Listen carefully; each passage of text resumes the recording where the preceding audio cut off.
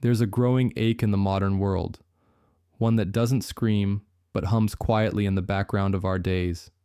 It follows us from the moment we wake up, reaching for a screen before we've taken our first breath of morning, and stays with us until we scroll ourselves to sleep. That ache is disconnection, made more confusing by the illusion of constant connection. We're more digitally tethered than at any other point in history.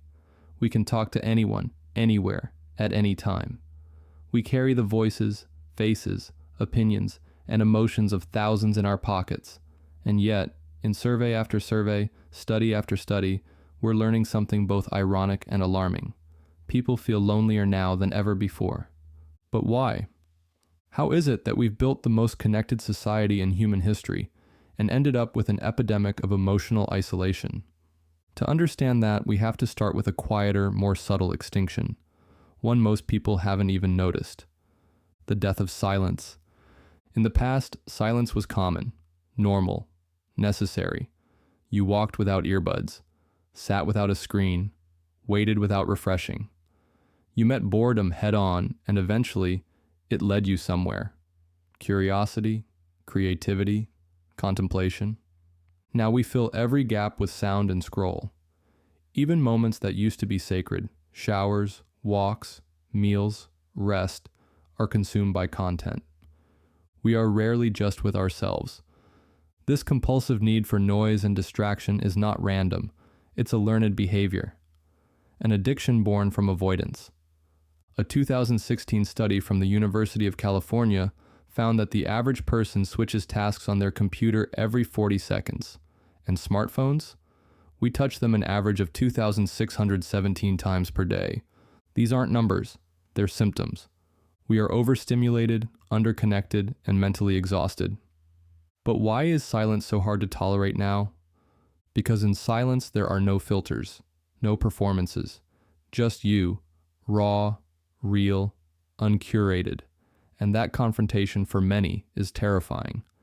In a now famous 2014 experiment from the University of Virginia, participants were asked to sit in a quiet room alone for 15 minutes. No phone, no book, nothing to do, just their own thoughts. Many reported extreme discomfort. In fact, a third of the participants chose to shock themselves with an electric jolt rather than endure the silence. That's how alien silence has become. We're not just avoiding boredom, we're avoiding ourselves. And that brings us to loneliness, the shadow companion of this modern noise. Because here's the paradox: we are never alone, and yet we feel utterly isolated.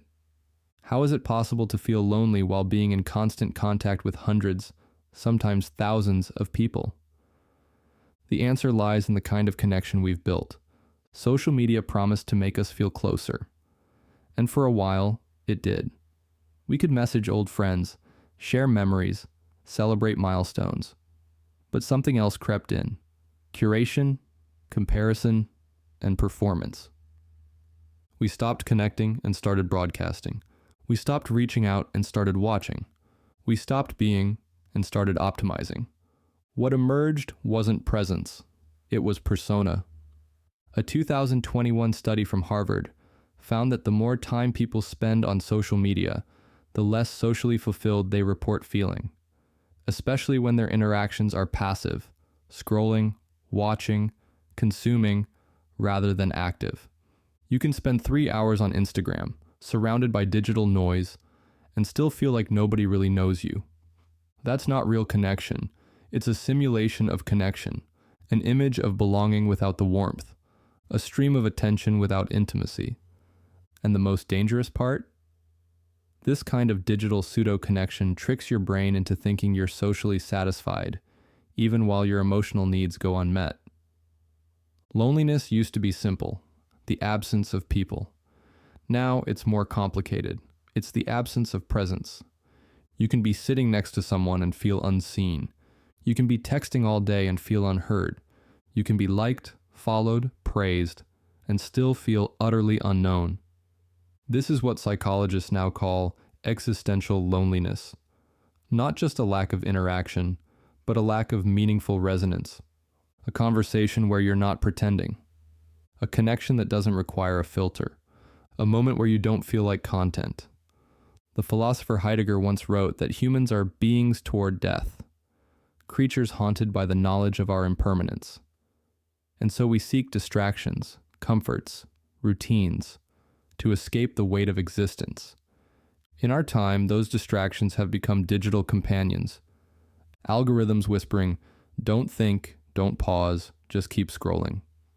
But beneath the surface of that constant stimulation lies a deep longing, not just to connect with others, but to reconnect with ourselves. Let's go deeper. In 2022, researchers at the University of Chicago explored the relationship between social media usage and cognitive self-concept. The result? Frequent users showed lower levels of self-clarity. They had a harder time identifying what they truly believed, desired, or valued, because their sense of identity was shaped by external validation. When your sense of self is outsourced to metrics, likes, views, shares, you lose the ability to hear your own inner voice. This is why silence matters. It's in silence that the noise fades, that intuition speaks, that buried questions rise. Who am I when I'm not being watched? What do I want when no one is suggesting it to me? What am I running from with all this noise? These questions are uncomfortable, but they are necessary, because without them, we become spectators of our own lives, performing instead of participating. And there's another cost, one we don't always notice. Touch, presence, breath, things that cannot be digitized. A 2006 study from the University of North Carolina found that physical touch lowers cortisol, boosts oxytocin, and regulates heart rate.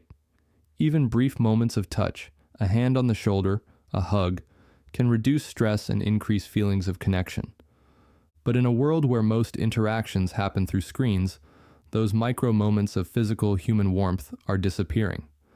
We've replaced eye contact with video calls, affection with emojis, companionship with comment sections, and as a result, something deeply human is eroding. So where do we go from here?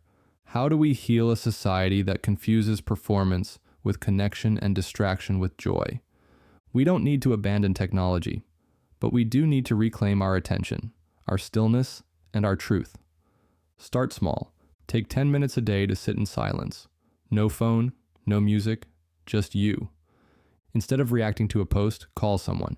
Hear their voice. Take walks without headphones. Let your mind wander. Notice when you're using noise to avoid a feeling and let yourself feel it instead. The path back to connection isn't through more content. It's through presence, awareness, simplicity.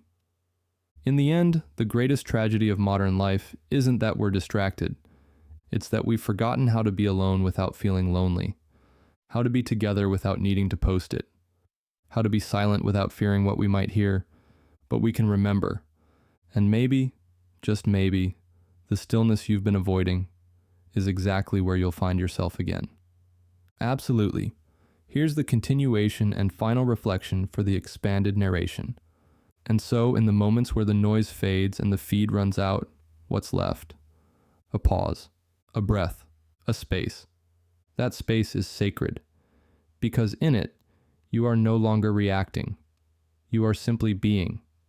This is where you rediscover your boundaries, where you stop performing and start listening, not to the world, but to yourself. And maybe that's what this age of hyperconnectivity is really teaching us, that we are starving for something deeper, not more messages, but more meaning, not more exposure, but more intimacy, not more validation, but more truth. Because while social media lets us reach thousands, it rarely lets us feel touched. While noise fills the room, it rarely fills the soul. And while distraction can be pleasurable, it rarely brings peace. So here's a question. When was the last time you spent time with yourself and didn't try to escape it? When was the last time you sat in the quiet not as punishment, but as a kind of prayer, a ritual, a reconnection? We forget that silence has a pulse. That stillness isn't empty, it's full. Full of the truths you haven't had time to hear, full of the parts of you waiting to be known again. Because in a world addicted to performance, stillness is rebellion. In a culture obsessed with projection, authenticity is power. And in a timeline curated for attention, your presence is a radical act. So today, perhaps the most courageous thing you can do is pause. Close the app, turn down the noise, and sit with yourself like an old friend.